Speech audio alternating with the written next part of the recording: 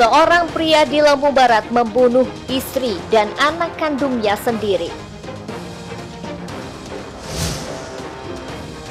Petugas Dinas Peternakan dan Kesehatan Hewan Bandar Lampung memeriksa hewan kurban.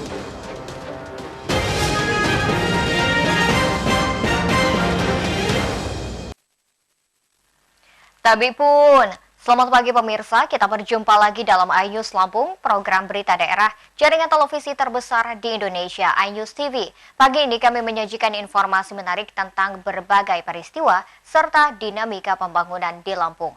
Seorang pria di Lampung Barat membunuh istri dan anaknya sendiri. Pelaku membunuh kedua korban di kebun kopi. Pemirsa, bersama saya Ferlisi Andini, inilah iNews Lampung selengkapnya.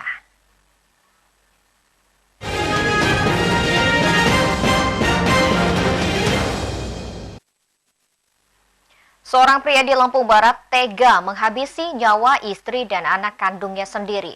Polisi telah menahan pelaku sekaligus berusaha mengungkap motif pembunuhan.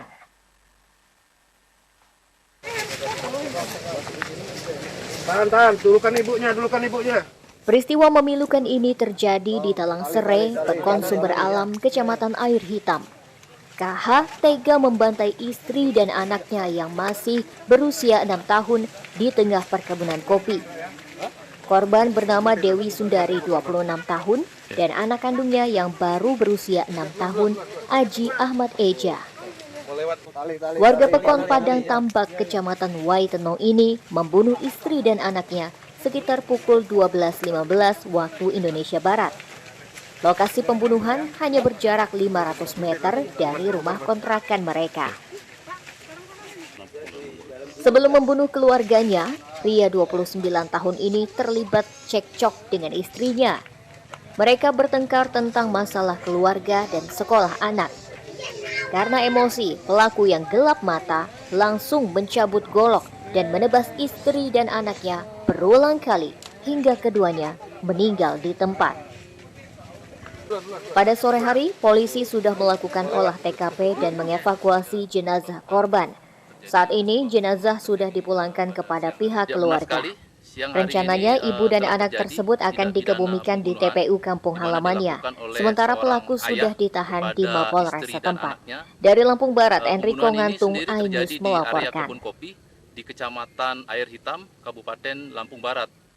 Polisi telah menahan KH, pria yang membunuh keluarganya sendiri.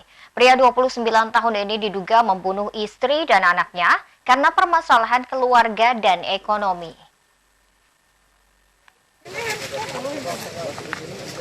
Tahan, dulukan ibunya.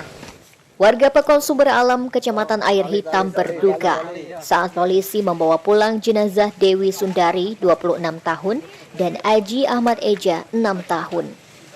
Ibu dan anak ini tewas saat hendak memanen kopi.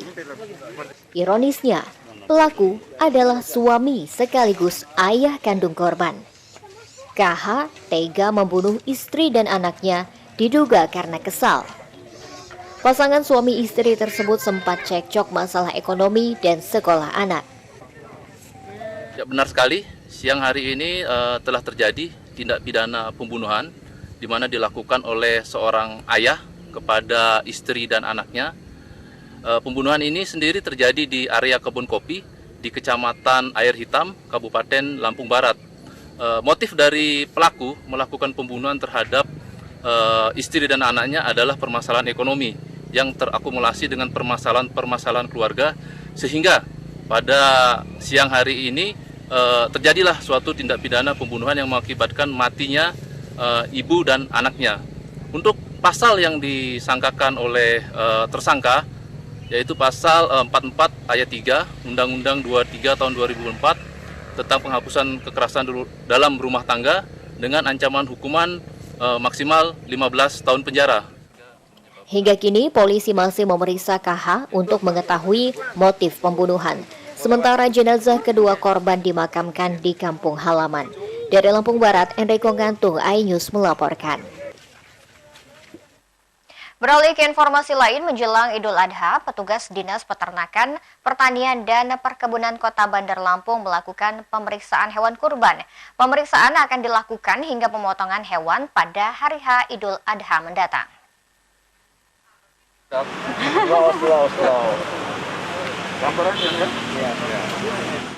Di dua tempat pengambilan sampel pemeriksaan hewan, petugas tidak menemukan adanya hewan kurban milik pedagang yang menderita penyakit dan dinyatakan tidak layak untuk kurban. Rata-rata hewan kurban dinyatakan sehat, tapi beberapa hewan diantaranya ada yang memiliki penyakit kulit. Dari hasil pemeriksaan ini, Pemkot akan lebih intensif memeriksa hewan kurban. Pemeriksaan akan terus berlangsung hingga pemotongan hewan di Hari Raya Idul Adha mendatang. Untuk mengantisipasi penyebaran penyakit hewan, Dinas Peternakan, Pertanian, dan Perkebunan Bandar Lampung memberikan obat kepada hewan yang terjangkit penyakit. Petugas juga menghimbau pedagang melakukan karantina terhadap hewan kurban yang terinfeksi penyakit. Pemeriksaan kesehatan hewan sebelum dibeli oleh masyarakat, ya, atau sebelum disembelih.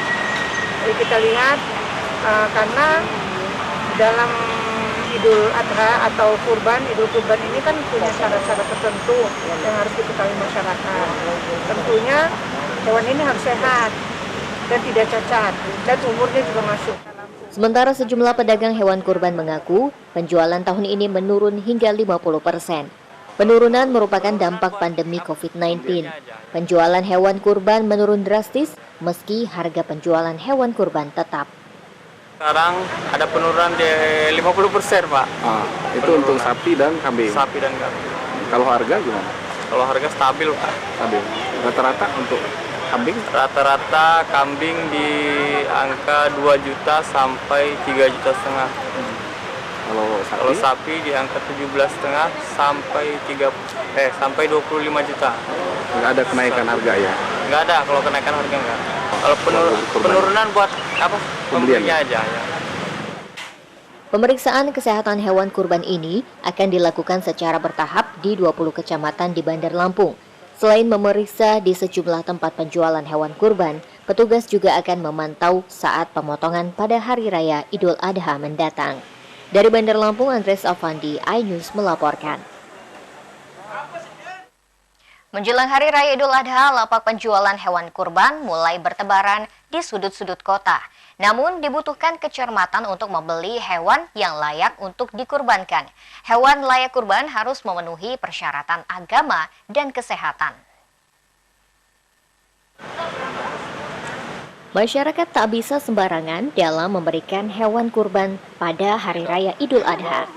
Hanya hewan kurban yang memenuhi persyaratan yang dapat diberikan nanti. Berikut tips memilih hewan ternak untuk kurban yang layak yang dirangkum dari berbagai sumber. Tahapan pertama, hewan kurban yang akan diberikan adalah hewan ternak seperti unta, kambing, domba, sapi, atau kerbau seperti yang telah menjadi ketentuan. Kedua, sudah memenuhi syarat umur. Ketentuan umur setiap jenis hewan ternak yang akan dikurbankan berbeda-beda. Untuk kambing atau domba adalah berusia 1 tahun. Sedangkan usia hewan sapi atau kerbau yang dapat dikurbankan adalah 2 tahun. Dan untuk unta 5 tahun. Ketiga, hewan kurban sudah mengalami pergantian gigi seri depan dan bawah. Karakter gigi susu kecil dan runcing. Sedangkan gigi tetap dari hasil pergantian adalah besar dan rata. Keempat, hewan kurban harus dalam kondisi sehat dan tidak menunjukkan tanda-tanda sakit seperti demam, kurang nafsu makan, serta kudis. Hewan kurban juga tidak mengeluarkan ekskreta dari lubang hidung, bulu kusam, dan berdiri. Hewan kurban juga tidak bermata cekung dan kotor, diare, serta lemas.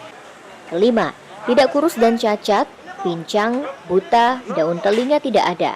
Biasanya hewan kurban yang sehat akan berciri cuping hidungnya basah tapi bukan karena flu, bulunya bersih dan mengkilap. Hewan yang sehat juga bernafas dan berdetak jantung normal, nafsu makan normal, lubang kumlah bersih dan berwarna merah muda. Tim Liputan iNews melaporkan. Pemirsa, setelah jeda pariwara berikut kami kembali dengan informasi. Jenazah ABK kapal berbendera Cina akan dipulangkan ke rumah duka di pesisir barat. Sesaat lagi tetaplah bersama kami.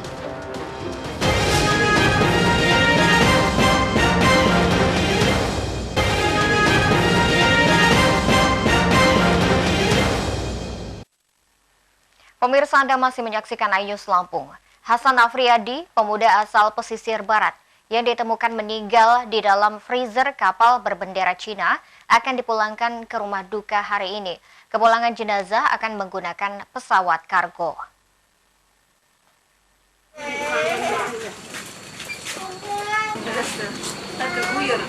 Beginilah suasana rumah duka almarhum Hasan Afriyadi di Pekon Rawas, Kecamatan Pesisir Tengah, Kabupaten Pesisir Barat.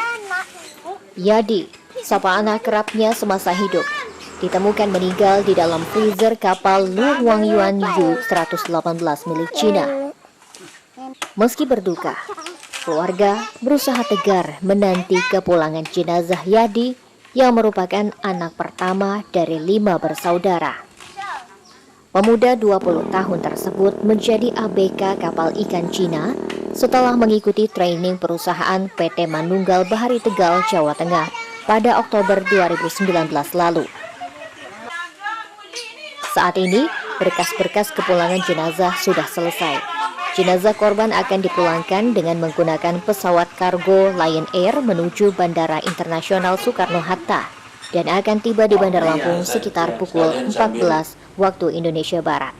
Tidak mengetahui secara pasti. Nah itu, jadi kalau mengenai penyebabnya kami kurang mengetahui secara jelas. Tanggal 13 kemarin semuanya sudah selesai, hanya dikarenakan kepulangannya itu harus melalui pesawat kargo, sementara hari Selasa kemarin, hari Rabu dan Kamis untuk rute ke Soekarno-Hatta pesawat kargo tidak ada, maka kemungkinan besok baru berangkat menuju Soekarno-Hatta. Dari pesisir barat, Enrico Ngantung, iNews melaporkan. Pemirsa, kita menuju ke Lampung Tengah. Bawaslu setempat menggelar rapid test kepada seluruh anggota, baik tingkat kecamatan hingga desa. Bawaslu juga membagikan alat perlindungan diri untuk membantu kerja anggota dalam pemilihan kepala daerah.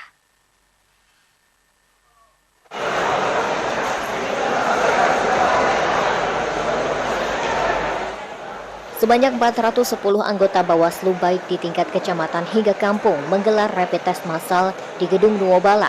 Selain rapid test massal, Bawaslu juga membagikan pelindung wajah serta APD bagi anggota PPS maupun PKD se-Kabupaten Lampung Tengah. Kegiatan tersebut dilakukan bertujuan agar nantinya Bawaslu Lampung Tengah dapat lancar mengawal pemilihan kepala daerah secara serentak di tengah pandemi. Rencananya, pemilihan kepala daerah secara serentak pada 9 Desember 2020. Hari ini kami keluarga besar Bawaslu Kabupaten Lampung Tengah melaksanakan rapid test dan penyerahan alat pelindung diri bagi seluruh jajaran dari pengawas kelurahan atau desa, kemudian Panwascam dan Bawaslu Kabupaten sendiri. Tujuannya terkait kegiatan ini apa sih? Ini dalam rangka memastikan bahwa kita, karena tanggal 15 Juli adalah tahapan coklit dan kita akan mengawasi tahapan coklit yang dilakukan oleh teman-teman PPDP, PPS, sangat perlu ini dilakukan bagi kita untuk memastikan bahwa mereka, teman-teman pengawas kita ini steril. Badan Pengawas Pemilu Lampung merilis Indeks Kerawanan Pemilu Tahapan Pilkada 2020 berdasarkan 4 konteks, yakni pandemi COVID-19, infrastruktur, politik, dan sosial. Dari 4 konteks dalam IKP tersebut, Bandar Lampung dan Lampung Tengah memiliki kerawanan tinggi di 2 kategori. Dalam dukungan konteks infrastruktur, kategori tinggi ada di Lampung Tengah, sedangkan dalam konteks sosial, Lampung Tengah menduduki peringkat rawan tinggi dengan skor IKP 61,11. Dari Lampung Tengah, Roy Emperleoli, iNews melaporkan. Kita kembali ke Bandar Lampung. Anggota Polresta Bandar Lampung memburu pencuri mobil iNews Lampung yang hilang di kos Cafe Ayang di Jalan Cut Nyadin, Tanjung Karang Pusat. polisi telah melakukan olah TKP dan mengumpulkan bukti di lokasi kejadian.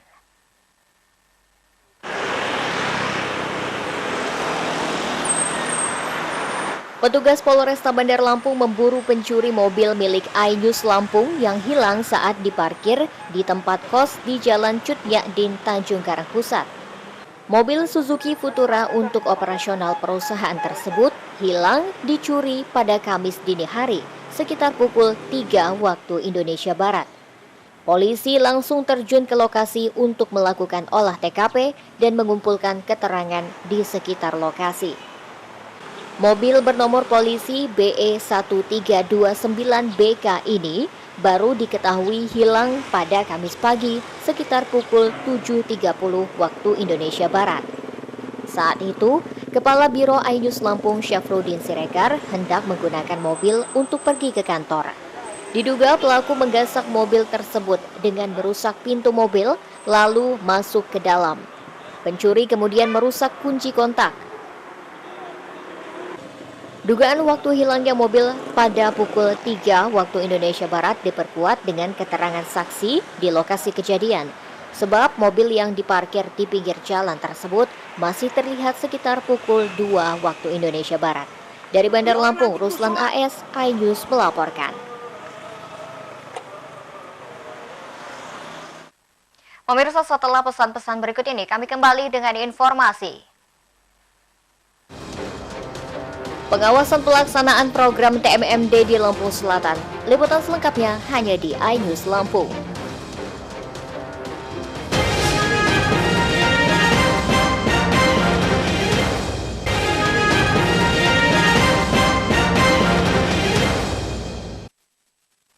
Terima kasih Anda masih bersama kami. Tim Pengawasan dan Evaluasi Markas Besar Angkatan Darat meninjau pelaksanaan TNI Manunggal Membangun Desa Kodim 0421 Lampung Selatan. Tim menilai pelaksanaan TMMD sudah mencapai 70% dan optimistis akan mencapai target.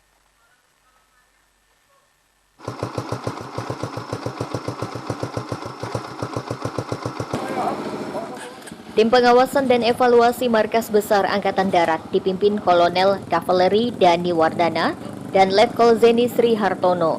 Rombongan mengunjungi lokasi TMMD Kodim 0421 di Desa Hatta dan Desa Kelawi, Kecamatan Bakauheni. Dalam kunjungannya, Dandim 0421 Letkol Kavaleri Robinson Octavianus Besi memaparkan pelaksanaan TMMD. Program dimulai tanggal 30 Juni sampai dengan 29 Juli 2020. Pelaksanaan kegiatan TMMD ke-108 meliputi pembangunan fisik, di antaranya badan jalan, jembatan, gorong-gorong, parit, pembuatan sumur bor, bedah rumah, dan rehabilitasi masjid. Kegiatan non-fisik seperti penyuluhan wawasan kebangsaan, bela negara, peningkatan hasil pertanian, siskamling, narkoba, kebersihan, serta bahaya COVID-19. Pengecekan untuk memantau pelaksanaan TMMD. Waktu pelaksanaan TMMD adalah 30 hari dan progres saat ini sudah mencapai 70%. Kegiatan ini bisa selesai 100% sesuai jadwal. Tim Wasef juga menghimbau anggota tim Satgas di lapangan agar menerapkan protokol kesehatan secara ketat. Cek langsung ke sasaran untuk diadakan evaluasi atau masukan-masukan terkait dengan pelaksanaan TMMD yang khususnya yang ada di Kabupaten Lampung Selatan, Desa Kelawi dan Desa Hatta.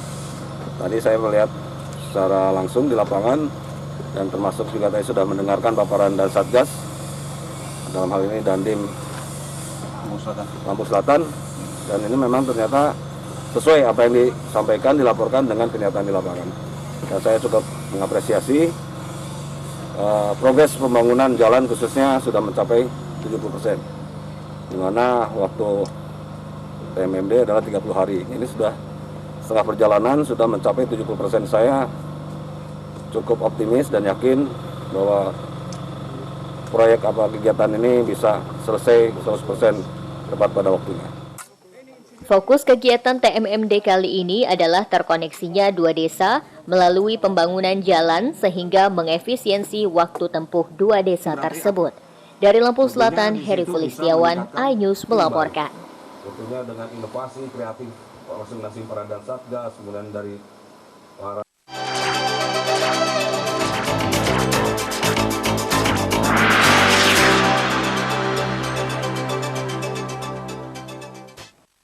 Pemkot Bandar Lampung menambah 12 unit mobil ambulan untuk meningkatkan pelayanan kesehatan kepada masyarakat. Ambulans yang dilengkapi tandu dan oksigen akan ditempatkan di Tugu Adipura. Pemkot Bandar Lampung membeli 12 unit mobil ambulans untuk meningkatkan pelayanan kesehatan kepada masyarakat. Pembelian ambulan menggunakan dana alokasi khusus akan ditempatkan di Tugu Adipura.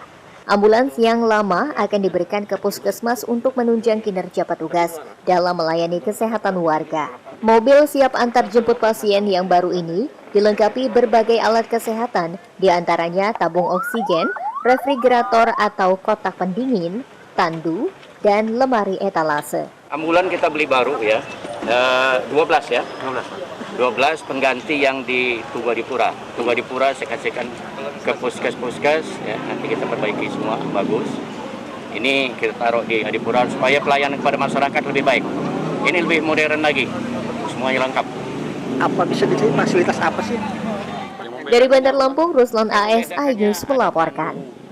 Gasnya ada 2. Pelaksana tugas Bupati Lampung Utara Budi Utomo menghadiri pemusnahan barang bukti di Kejaksaan Negeri setempat. Budi berharap agar angka kriminalitas di Lampung Utara menurun. Ya pemirsa, informasi tersebut sekaligus mengakhiri iNews Lampung hari ini. Saya Verly Siandini mewakili kru yang bertugas undur diri. Terima kasih dan sampai jumpa. Pelaksana tugas Bupati Lampung Utara Budi Utomo ikut menghadiri pemusnahan barang bukti di Kejaksaan Negeri setempat. Barang bukti yang dimusnahkan sekitar 75 kg sabu, serta 2 pucuk senjata api rakitan dan belasan senjata tajam dimusnahkan. Pemusnahan barang bukti diharapkan menurunkan angka kriminalitas di Lampung Utara. Adalah hal yang sudah diatur dari regulasi, maka pada hari ini kami berupaya Kopinda, ada Pak Kapolres, Bupati, Banding, kemudian Kopinda Plus lainnya hadir menyaksikan pemusnahan. Barang bukti yang dimusnahkan merupakan dari perkara yang telah dieksekusi dan mempunyai kekuatan hukum tetap sejak November 2019 hingga Juli 2020 dengan jumlah kasus sebanyak 99 perkara. Dari Lampung Utara, Jimmy Irawan dan Alvan, iNews melaporkan.